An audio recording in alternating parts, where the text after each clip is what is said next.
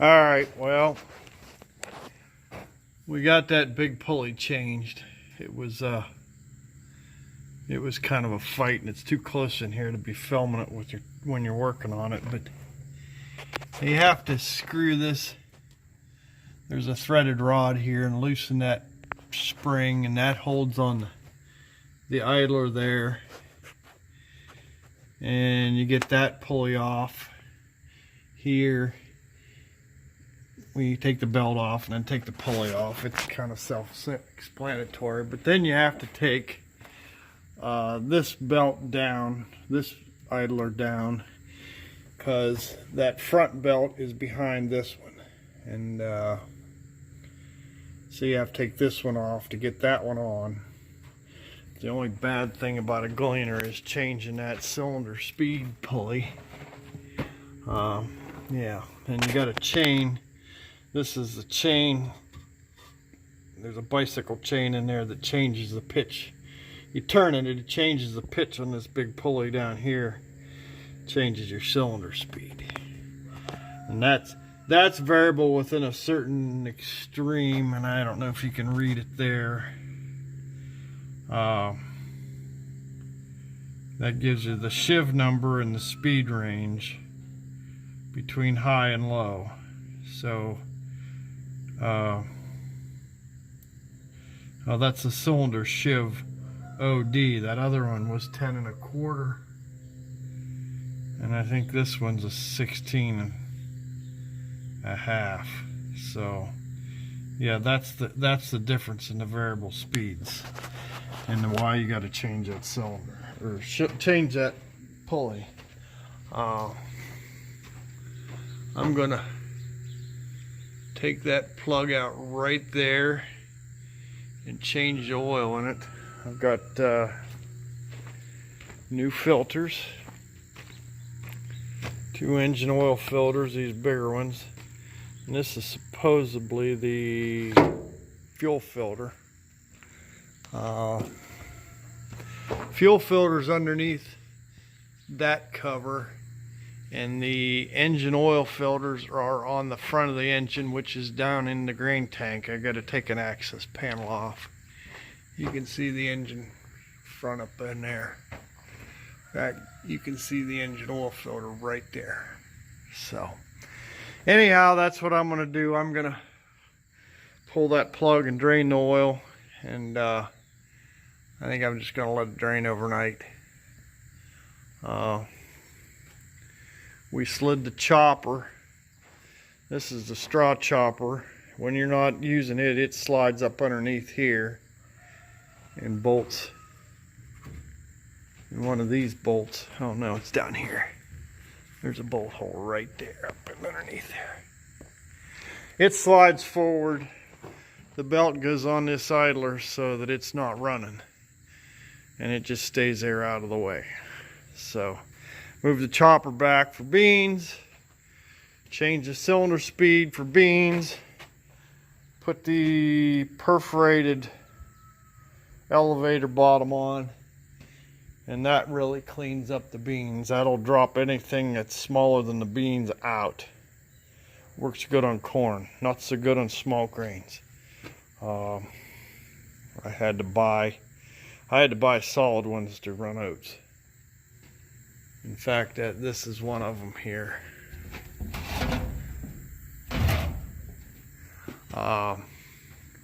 Anyhow, let me get this to draining, and I think I'm gonna let it drain overnight, so I'll bring you back. Okay, there it's draining. I'm going to go up in the cab and pull the keys out of it. I'm going to carry these filters up there. We do get a lot of dew around here at night.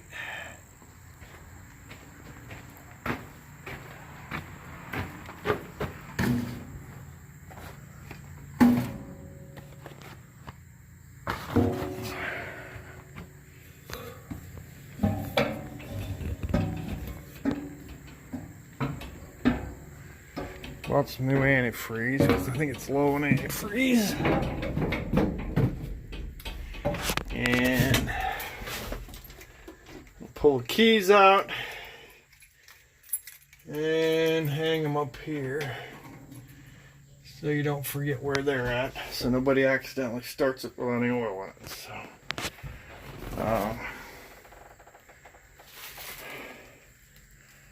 belt for the hydraulic pump, I think.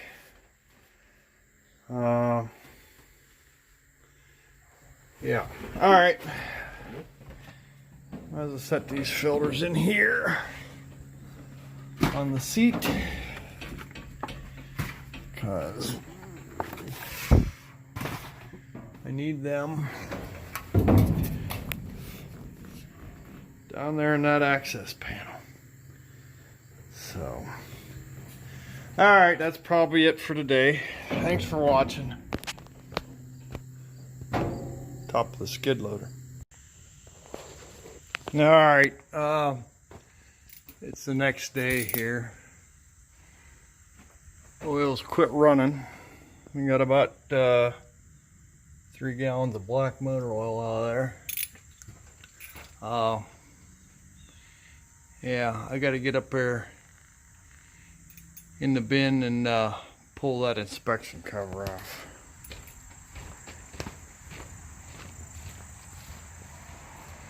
There's my oil.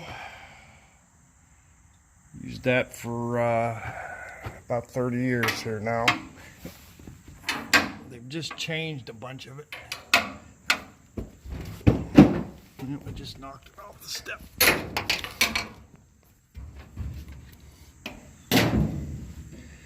But yeah, I don't know, it's partially synthetic. I don't know what that all means. Someplace here I have a tarp strap. This needs to go.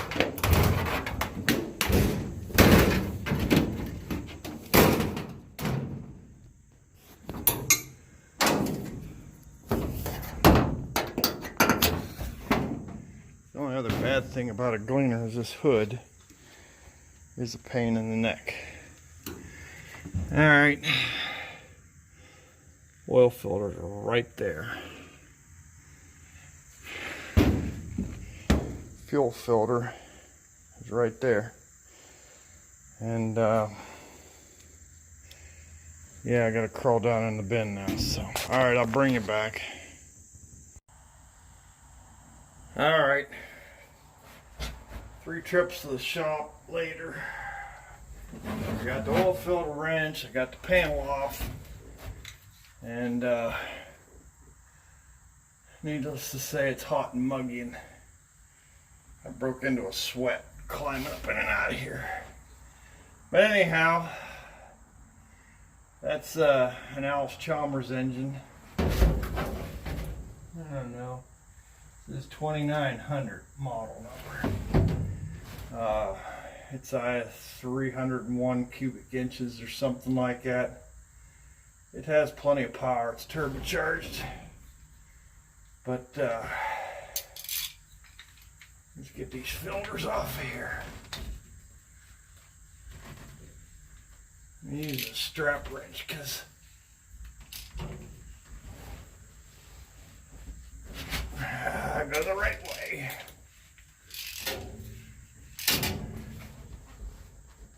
I was going the right way. What the hell? Here we go.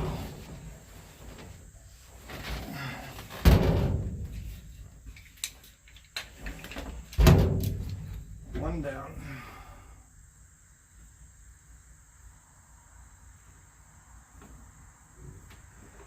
And then I forgot a rag too, so.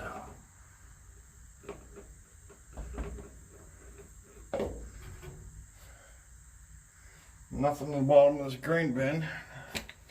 It's flat. There's no good place to set the used hydraulic floater.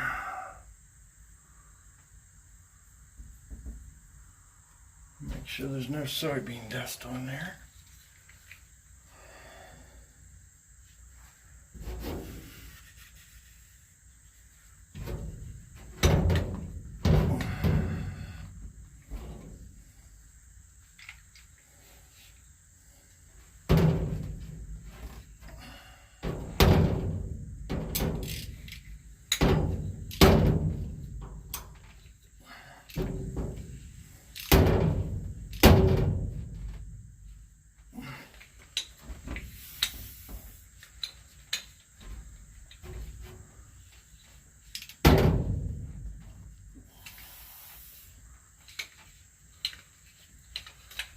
Okay, that's that.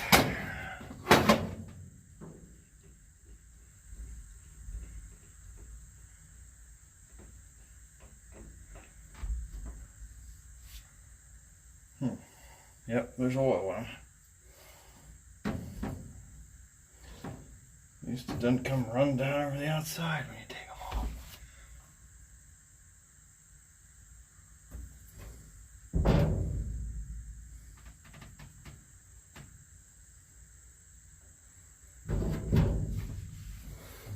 You still on here? Yep.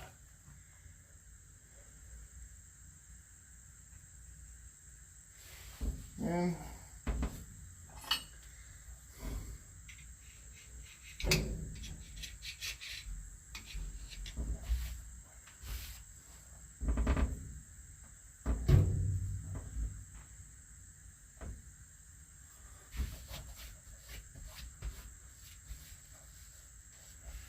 this here is the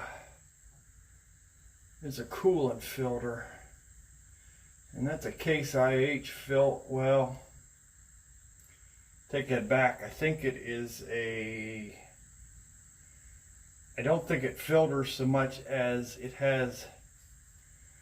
What do I want to call it? Stuff in there so that the antifreeze doesn't get acidic and eat the liners and the block up. I've never replaced that, and I probably should, but it was new when I got the combine, and I think it's I don't think it's so much a filter as it has that antifreeze conditioner in it. So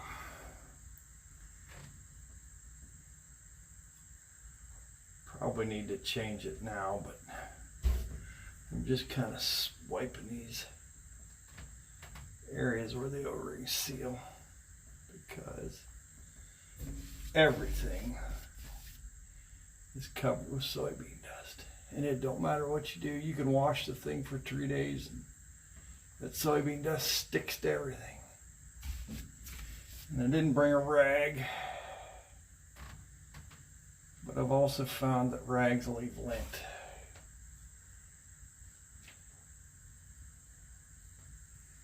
So I used my finger.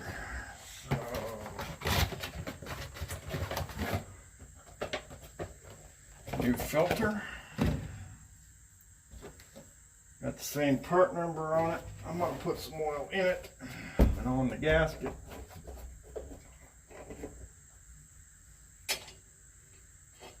And there again, there's no place flat at the bottom of this green bin. Yeah, make a mess.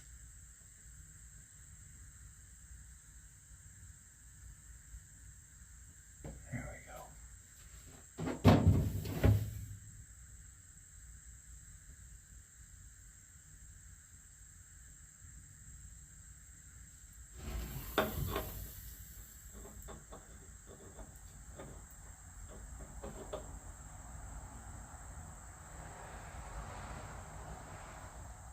It says hand tighten in 3/4 of a turn. My question is, how tight is hand tight? 'Cause I can make it pretty tight by hand.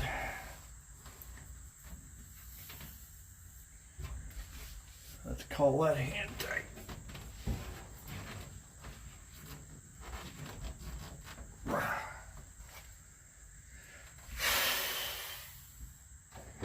Another one.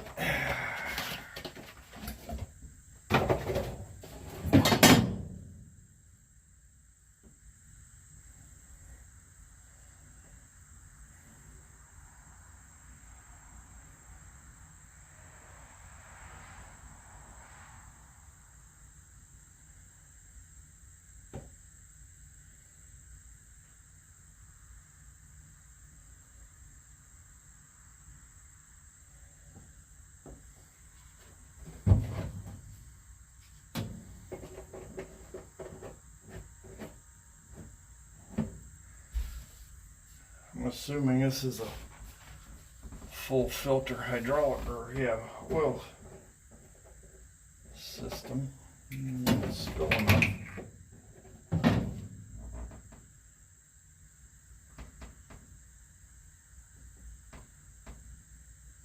There we go.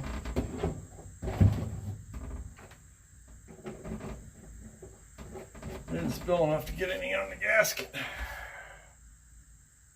Or O-ring, or whatever you want to call it. There you go.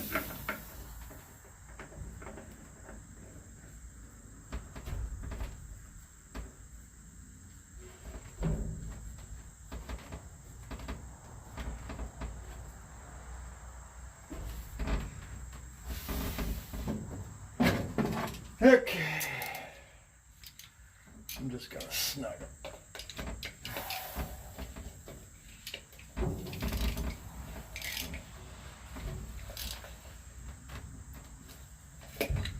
Enough.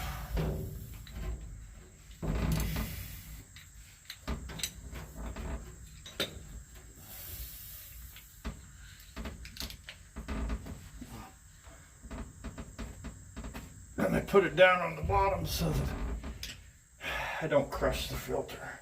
All right. That's that. We'll leave the panel off here and let's see if I can find a number on that.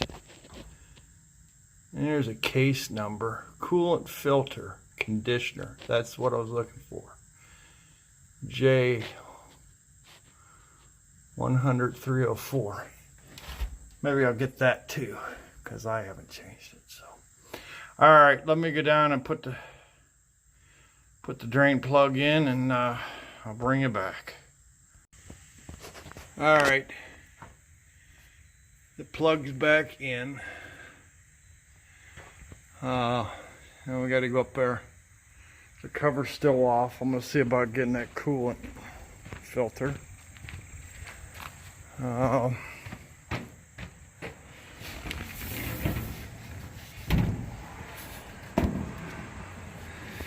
Climbing up the ladder.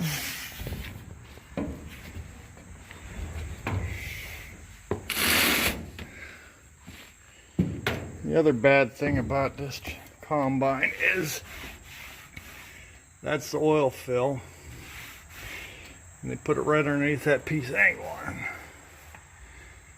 Let me clean this off a little bit. I did get a rag.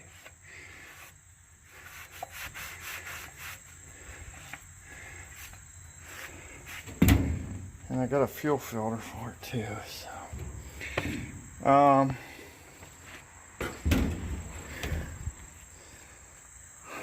I like using this stuff just because it's got what is it? Zinc in it, and I'm sure this engine's got flat tappet lifters in it, and they've taken all the zinc out of the motor oil. Let me clean this off. Right around the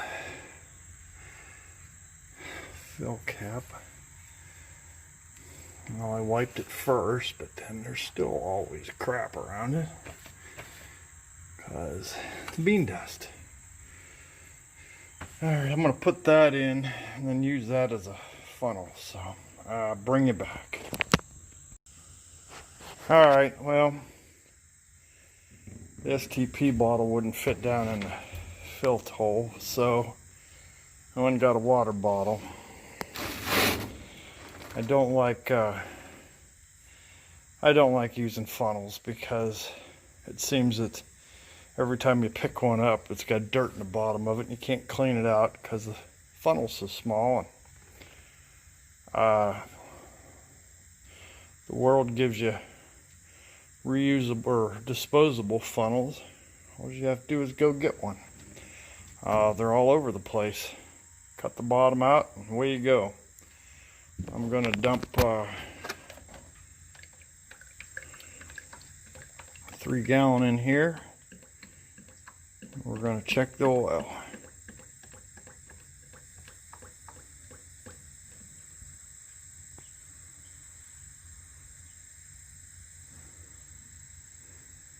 Yeah, that fill hole being right underneath that angle iron is a royal pain.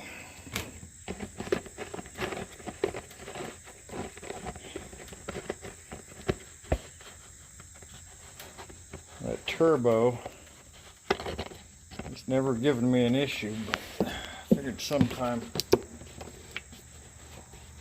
it was going to start. Logan brought me another one just so I don't have any problems. I got a spare.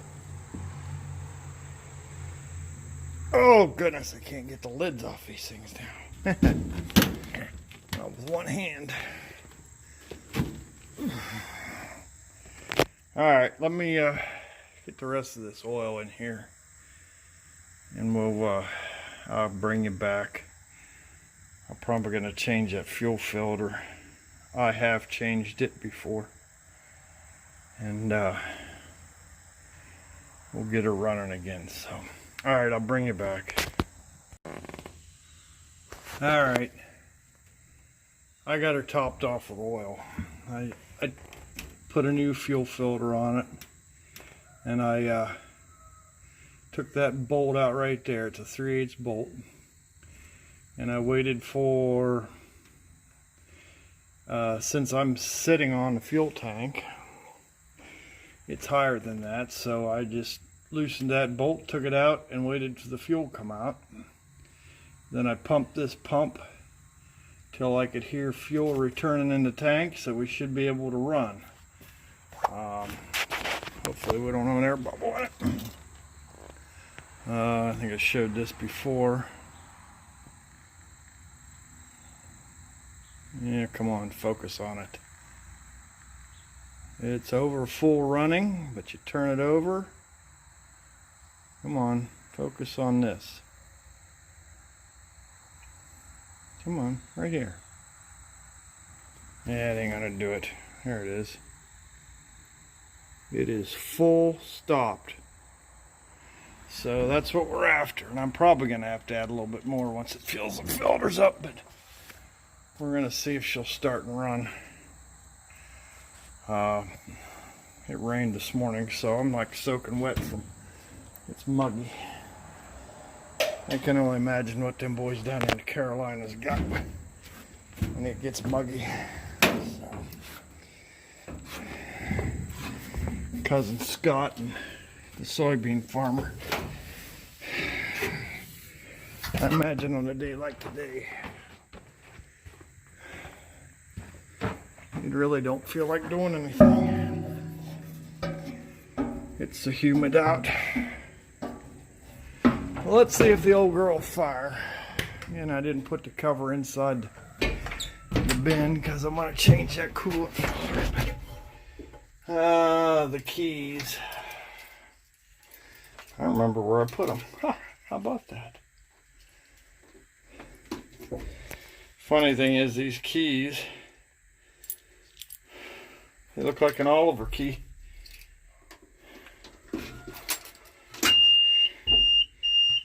And that beeper is because the parking brake's on. And Scott was wondering how the parking brake worked. You flip this lever back on the floor, step on the pedal, and that releases it.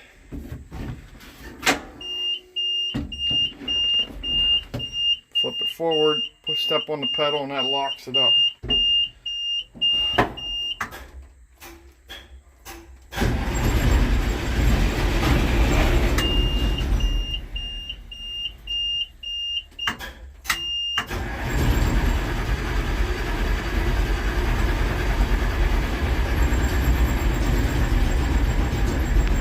Uh-oh.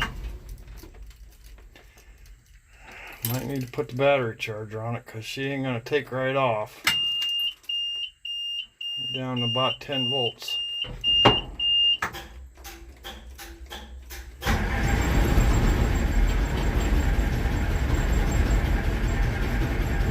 She ain't gonna start, and I smell fuel. There's smoke coming out of it. Alright, I'm gonna have to get the battery charger. Alright. There it is.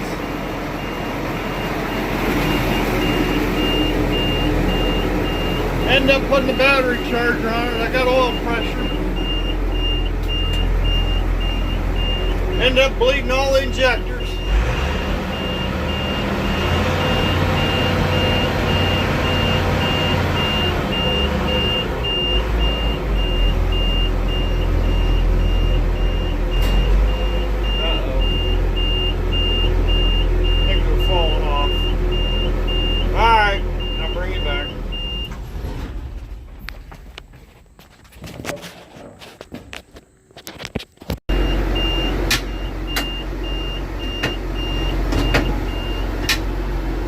Alright, that's about enough of that.